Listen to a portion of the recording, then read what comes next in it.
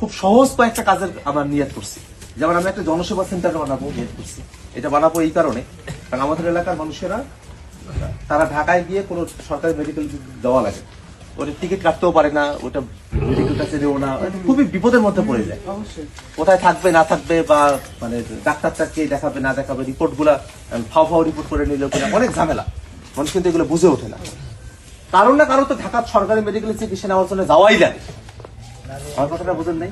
আমার যদি একটা টিম থাকে আর ভার্সিটি ছেলেরা যদি ওই টিমে কাজ করে, আমার এলাকার কোন একটা রোগী ঢাকা মেডিকেলে চিকিৎসা নেওয়ার জন্য, প্রাইভেট মেডিকেলের সুবিধা তো আমি দিতে পারবো না, তো টাকার খেলা ওখানে। কিন্তু সরকারি মেডিকেলে তো সিস্টেম করে কি করা যায়, সুবিধাটা বের করা যায় ওখান থেকে সরকারি মেডিকেলে।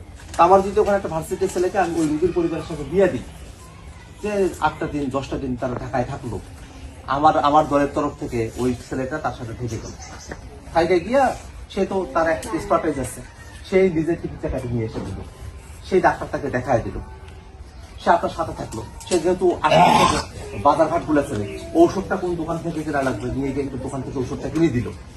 আমার কথাটা বোঝেন নাই? একটা মেডিকেল থেকে আর একটা মেডিকেলে টেস্ট করার জন্য দেওয়া লাগে, ও তো ওখানে রাস্তা কাটছেন, ও আপনাকে বললো যে হ্যাঁ